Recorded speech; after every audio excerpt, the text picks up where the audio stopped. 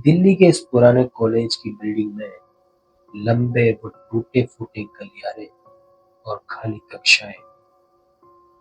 खाली कक्षाओं में यहाँ कुछ ऐसा है जो हर छात्र के रोंगटे खड़े कर देने की ताकत रखता है।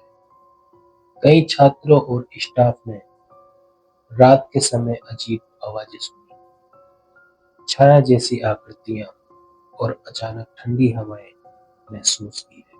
यह केवल अफवाहें नहीं, यह असली घटनाओं और आई विटनेस एक्सपीरियंस पर आधारित है।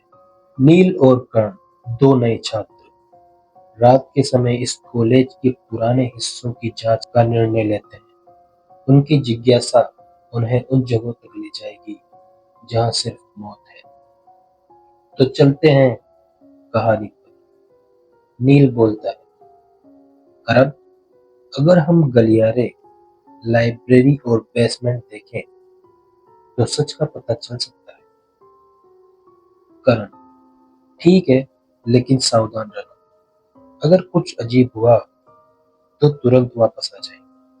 और फिर दोनों की लाइब्रेरी में पहली रात होती। नील और कर्ण लाइब्रेरी के तीसरे मंजिल पर देर रात तक पहुंचते हैं और अपनी किताबों को सजाने लगते हैं। और किताबें सजाते समय उन्हें गलियारे में कदमों की आहट सुनाई देती, लेकिन वहां कोई नहीं होता।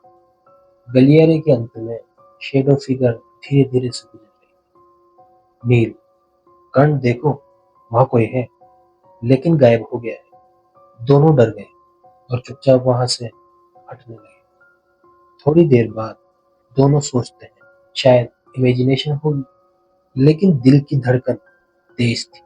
उसी रात खुद को नॉर्मल करके वह नोट्स लेने के लिए कॉलेज के बेसमेंट जाते हैं और वहां पर पहुंचते हैं तो देखते हैं दरवाजा चरचराता हुआ खुल रहा था। लॉकर अपने आप खुल गया और ठंडी हवा चलने लगी। कर्ण कहता है, नील, ये केवल हवा ही नहीं, कुछ है यहाँ पर। दोनों डर के वहां से भागने लगते हैं, लेकिन क्यूरियोसिटी उन्हें वापस रोक लेती है। तो बेसमेंट में रखे हुए सामान अपने आप हिलने लगते हैं और एक पुराना कपबोर्ड धीरे धीरे खुलता है। नील धीरे से कहता है, कर्ण, क्या तुमने ये देखा? तो वो कहता है, हाँ भाई, देखा है। और फिर दोनों वहां से डर के वापस भागने लगते हैं और भागते भागते छात्रावास के गलियारे में पहुंच जाते हैं और राहत की सांस लेते हैं। और अचानक देखते हैं कि और उनके सामने एक शेडो फिगर आ जाती है और देखते ही देखते वो गायब हो जाती है। तो नील कहता है, कर्ण, अब हम अकेले यहाँ नहीं रह सकते। और उनका दिल जोर जोर से धड़कने लगता है। और कर्ण धीरे से कहता है, नील, ये इमेजिनेशन नहीं हो सकती, हमें सच में यहाँ डरना चाहिए।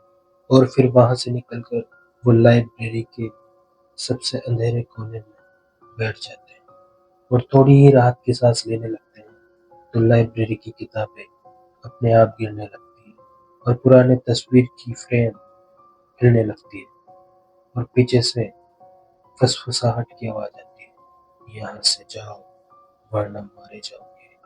नील, चलो, अब और नहीं रह सकते यहाँ, यह असली है।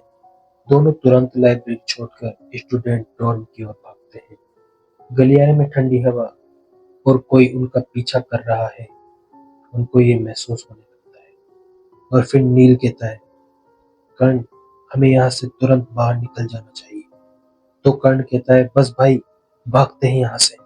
और भागते भागते डोर में पहुंचकर दरवाजा बंद कर लेते हैं और थोड़ी देर राहत की सांस लेते हैं।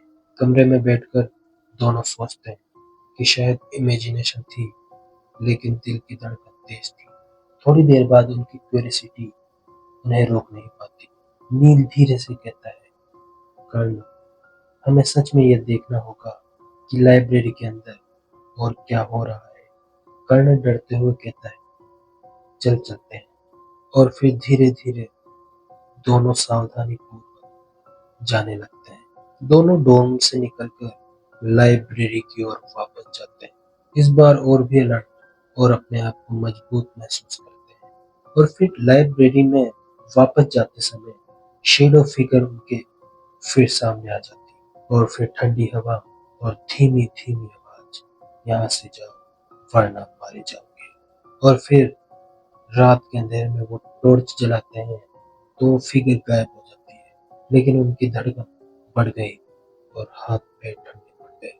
नील कहता है अब हमें इस कॉलेज में नहीं रुकना चाहिए, और दोनों वहां से भागने लगते हैं और दोनों धीरे धीरे सुरक्षित कमरे की ओर लौटते हैं। रात के अनुभव ने उनको पूरी तरह डरा दिया था, लेकिन साथ ही उनकी क्यूरियोसिटी और डर का मिश्रण उन्हें हमेशा याद रहे। और अगले दिन नील और कर्ण ने स्टाफ और सीनियर स्टूडेंट से बात की और सीसीटीवी गलियारे देखे, पर वो बिल्कुल खाली थे, लेकिन उसमें किसी के चलने की आवाज साफ साफ आ रही